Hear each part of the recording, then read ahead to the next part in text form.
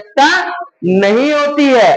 तो electron proton neutron के अंदर अब कोई कण नहीं होता है और मूल कण कहलाता है। उसे क्या कहते हैं? मूल कण।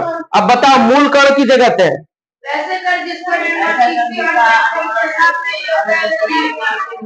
उसे मूल कण कहते हैं। वैसे कण जिसका निर्माण में किसी अन्य कण की आवश्यकता नहीं होती है, वैसे क्या कहते हैं? बाबू बोलता ही सीखता ही, जो बोलेगा देख के मेरा संग संग बोलेगा, वो सीखेगा भी, याद भी होगा। उसके बाद देखो, जैसे इलेक्ट्रॉन एक मूल कण है। इलेक्ट्रॉन क्या है? एक मूल कण है, उसके अंदर कोई कण नहीं है। किंतु नाभिक मूल कण नहीं है। नाभिक मूल कण नहीं है। मूल कण दो प्रकार के होते हैं, अस्थाई, अस्थाई और अस्थाई। अस्थाई और अस्थाई दो प्रकार के होते हैं।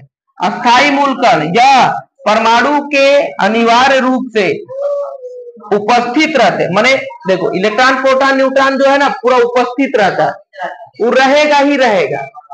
ठीक है, परमाणु में रहेगा ही रहेगा। ये तीनों को कण मेन रहेगा, ये तीन को कण एकदम पाया ही जाएगा, उसको स्थिर मूल कण कहते हैं। और जो ये तीन प्रकार के होते हैं, इलेक्ट्रॉन प्रोटॉन तथा न्यूट्रॉन। इलेक्ट्रॉन प्रोटॉन तथा न्यूट्रॉन तीन वो कण मने मिलेगा ही मिलेगा, जिस कण को हम लोग कहते हैं क्या? अस्थाई मूल कण। अस्थाई मूल कण।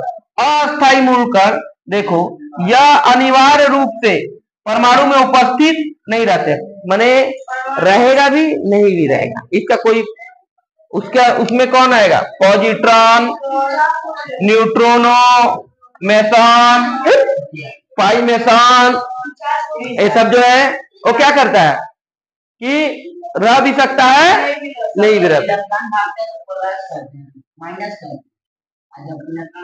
हाँ प्लस कहते हैं ना, ना भागेगा, भागेगा तो प्लस आएगा तो माइनस।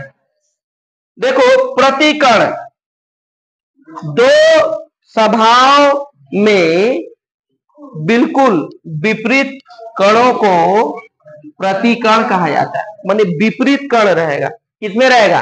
विपरीत कण।